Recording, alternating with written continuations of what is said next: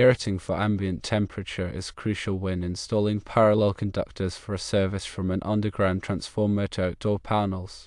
The National Electrical Code requires derating based on the highest ambient temperature the conductors will be exposed to. To determine the correct temperature to use for derating, consider the highest ambient temperature expected during normal operation. This varies by location and time of year.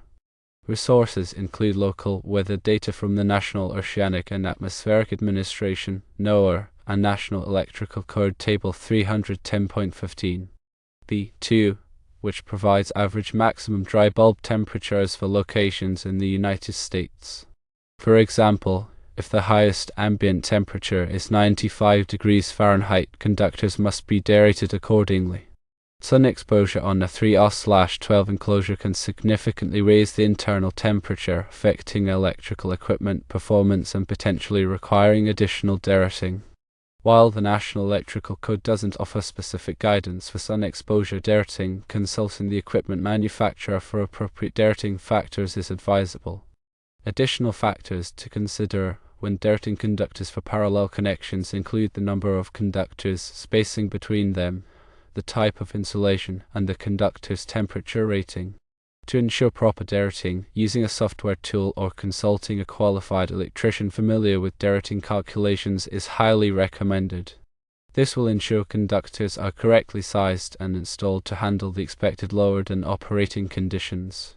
Remember that proper derating is essential for safe and reliable electrical system operation. Firstly, understand the importance of ambient temperature when dealing with electrical conductors. The ambient temperature refers to the temperature of the surrounding environment where the conductors are installed.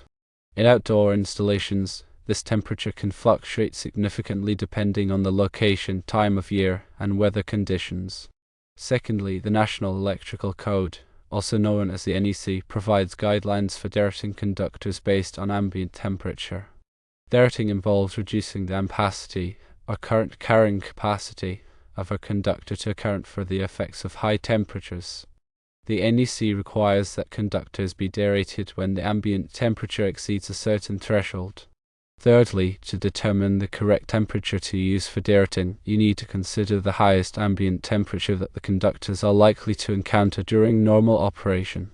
This temperature can be obtained from various sources, such as local weather data or the NEC itself. The NEC Table 310.15. B2 provides average maximum dry bulb temperatures for different locations in the United States. This table can be a useful starting point for determining the appropriate derating temperature. Fourthly, once you have determined the highest ambient temperature, you can use the NEC tables to find the corresponding derating factor. The derating factor is a percentage that you multiply by the conductor's ampacity to determine the derated ampacity. For example, if a conductor has an ampacity of 100 amps and the derating factor is 0.8, the derated ampacity would be 80 amps. Fifthly, it's important to note that the NEC also provides derating factors for other conditions, such as the number of conductors in a raceway or cable. These derating factors should be applied in addition to the ambient temperature derating factor. Sixthly, in addition to ambient temperature, the sun beating down on the 3R/12 enclosure can also cause the temperature inside the enclosure to rise significantly.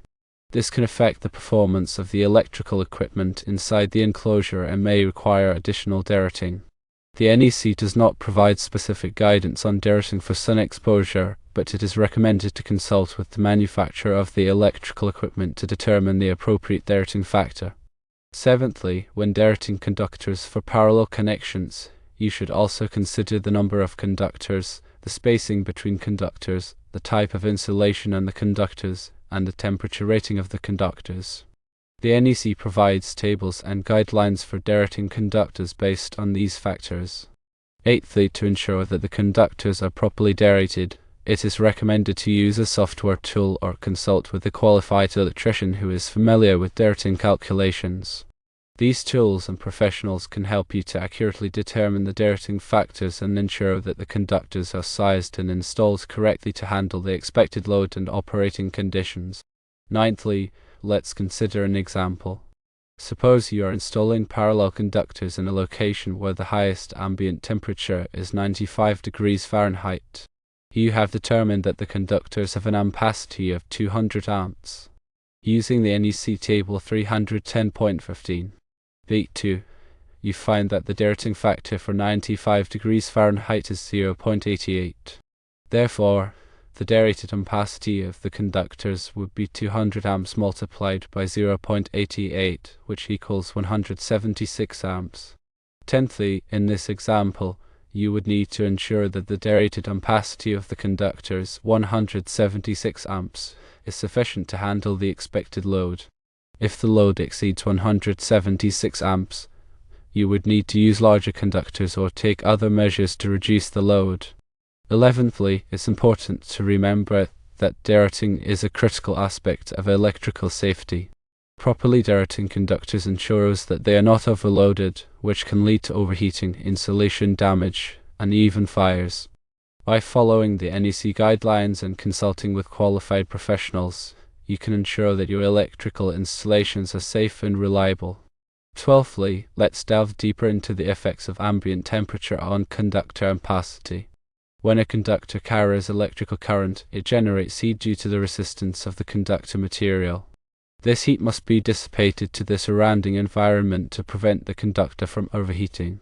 The rate at which heat can be dissipated depends on the ambient temperature. 13thly, when the ambient temperature is high, the temperature difference between the conductor and the surrounding environment is reduced. This reduces the rate of heat dissipation, causing the conductor to operate at a higher temperature. If the conductor's temperature exceeds its insulation rating, the insulation can degrade, leading to short circuits, ground faults, and other electrical hazards.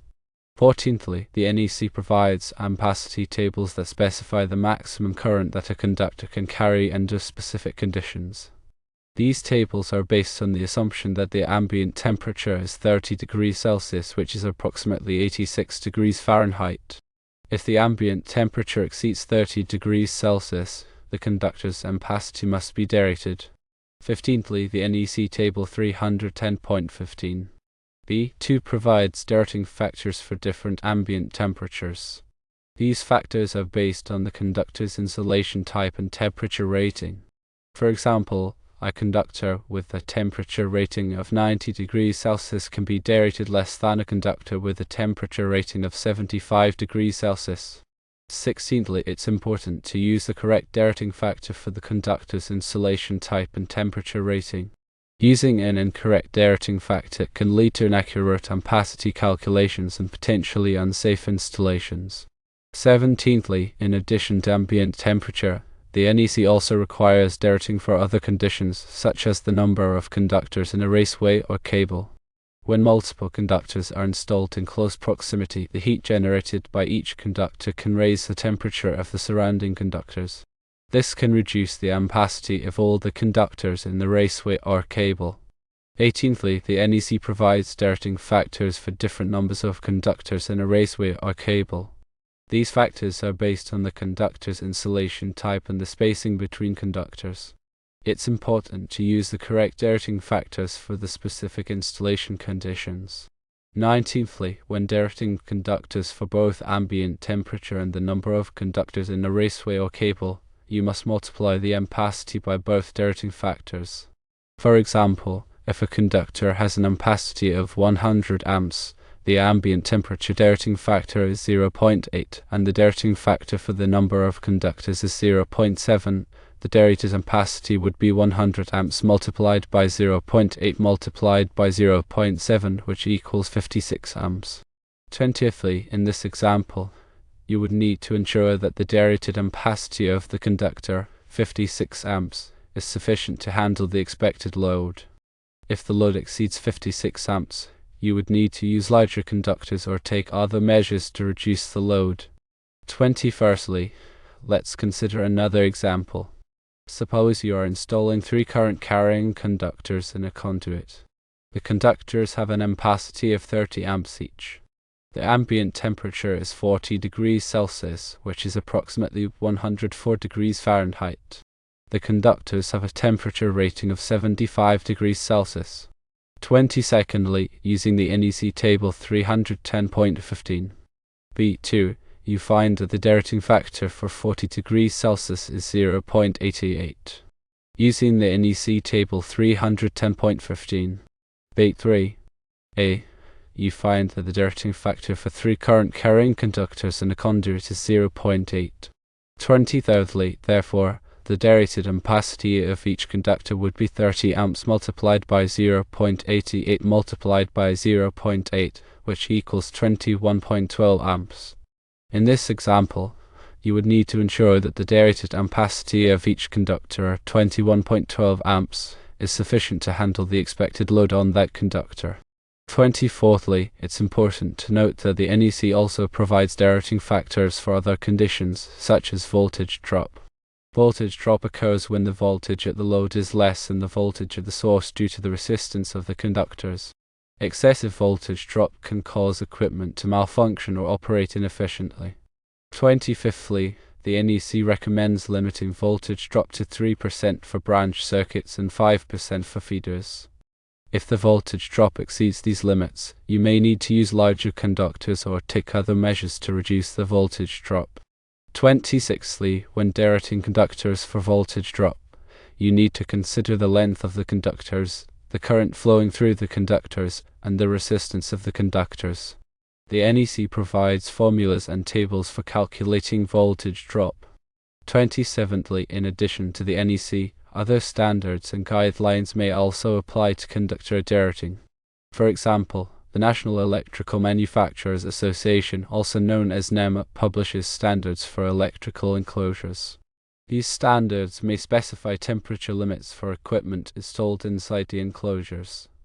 28thly, it's important to consult with the manufacturer of the electrical equipment to determine any specific derating requirements. The manufacturer may have conducted testing to determine the maximum operating temperature of the equipment.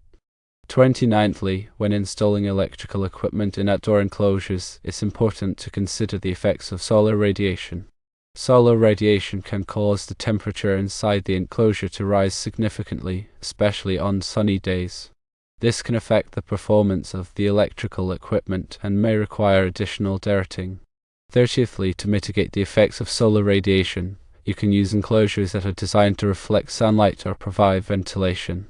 You can also install sunshades or other shading devices to reduce the amount of sunlight that reaches the enclosure. 31stly, in some cases, it may be necessary to install cooling equipment inside the enclosure, such as fans or air conditioners. This can help to maintain a stable temperature inside the enclosure and prevent overheating of the electrical equipment. 32ndly, when selecting conductors for electrical installations, it's important to consider the environmental conditions.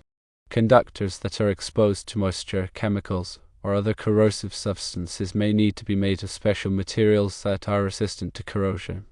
33rdly, the NEC provides guidelines for selecting conductors for different environmental conditions. These guidelines are based on the conductor's installation type and the type of environment in which it will be installed. 34thly, it's important to use the correct type of conductor for the specific environmental conditions. Using an incorrect type of conductor can lead to premature failure and potentially unsafe installations. 35thly, when installing conductors in underground applications, it's important to consider the soil conditions. The soil can affect the rate at which heat can be dissipated from the conductors. In some cases, it may be necessary to use special backfill materials that have a high thermal conductivity. 36thly, the NEC provides guidelines for installing conductors in underground applications. These guidelines are based on the soil conditions and the type of conductors being used. 37thly, it's important to follow the NEC guidelines when installing conductors in underground applications to ensure that the conductors are properly protected and that heat can be dissipated effectively. 38thly, in addition to the technical aspects of conductor derating, it's also important to consider the safety aspects. Electrical work can be dangerous, and it's important to take precautions to protect yourself from electrical shock and other hazards. 39thly, before starting any electrical work, you should always disconnect the power to the circuit. You should also use appropriate personal protective equipment, such as gloves, safety glasses, and insulated tools. Fourthly, if you are not comfortable working with electricity, you should hire a qualified electrician to do the work. A qualified electrician has the training and experience necessary to perform electrical work safely and correctly. Firstly, let's summarize the key points about conductor derating. Conductor derating is the process of reducing the ampacity of a conductor to account for the effects of high temperatures, the number of conductors in a raceway or cable, and other factors. Secondly, the NEC provides guidelines for derating conductors based on these factors. It's important to follow the NEC guidelines and consult with qualified professionals to ensure that conductors are properly derated. Thirdly, proper conductor derating is essential for safe and reliable electrical system operation. Improperly derated conductors can overheat, leading to insulation damage, short circuits, ground faults, and even fires. Fourthly, by following the guidelines and taking the necessary precautions, you can ensure that your electrical installations are safe and reliable.